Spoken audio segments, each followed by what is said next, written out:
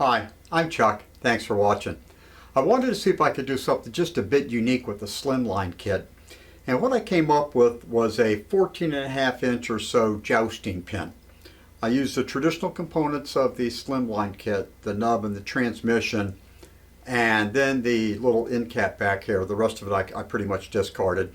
The secret is, I guess, how to put this long 12-inch piece or so onto most of the mandrels. So let me show you how I did it, and thanks again a whole bunch for watching.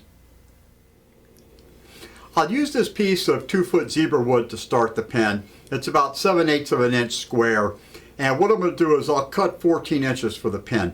That's because I've got 16 inches between centers, and I'm not going to be able to use my entire mandrel. So 14 inches will get us exactly where I need to be. I will cut the lower portion of the pin to the same length that I would for a traditional Slimline pin. I'm going to take about 1/4 of an inch off of the tube that I'm going to use for the top portion of the pin. I want to make sure that I save this small piece that's going to be taken off, because I will use that as part of making the pin.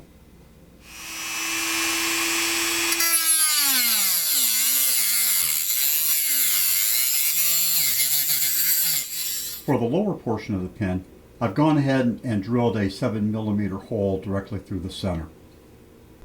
For the long end of the pin, on one end I drilled a 7mm hole through the center as far as my quill would go down, which is just about 3 inches.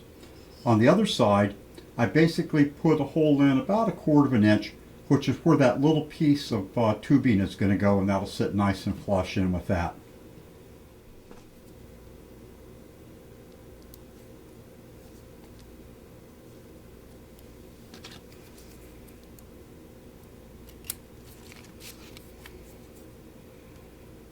Set the edge right up to there.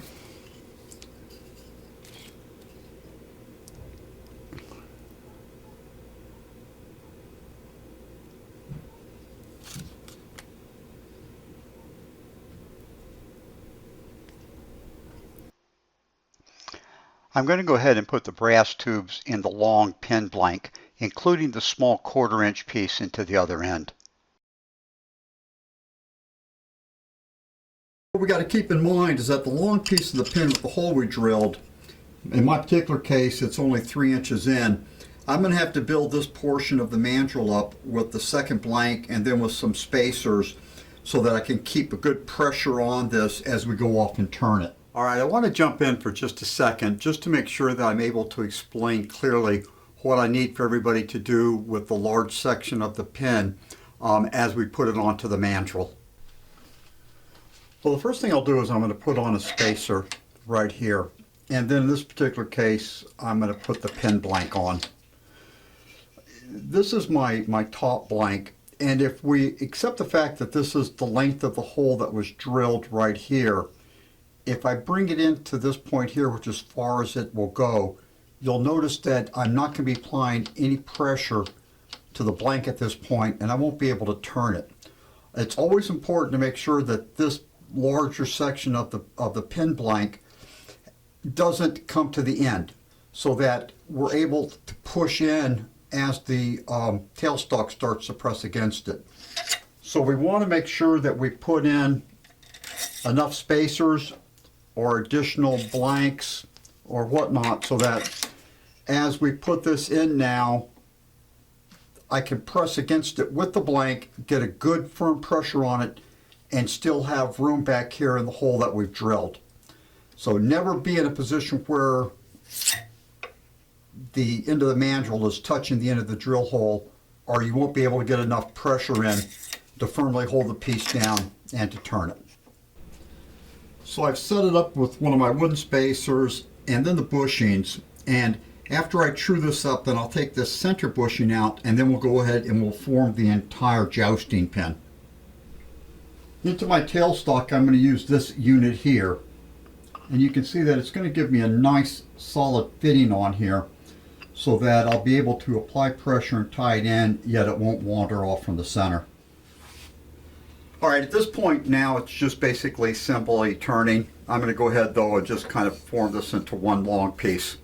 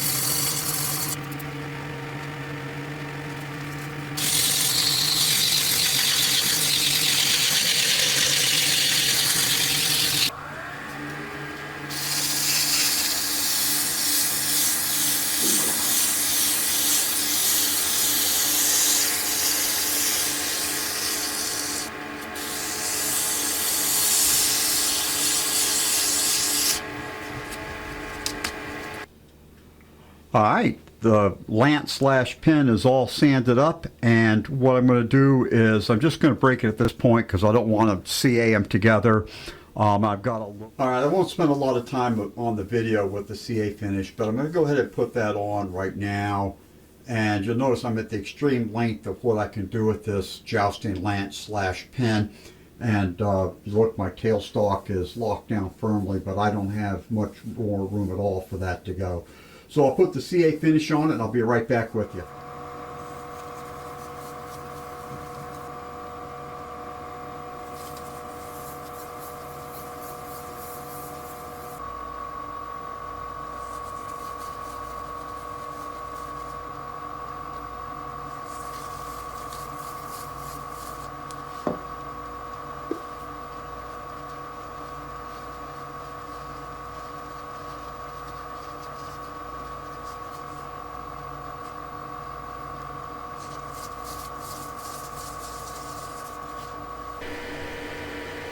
On reflection, I decided to go ahead and power buff this up rather than run it with the micro mesh.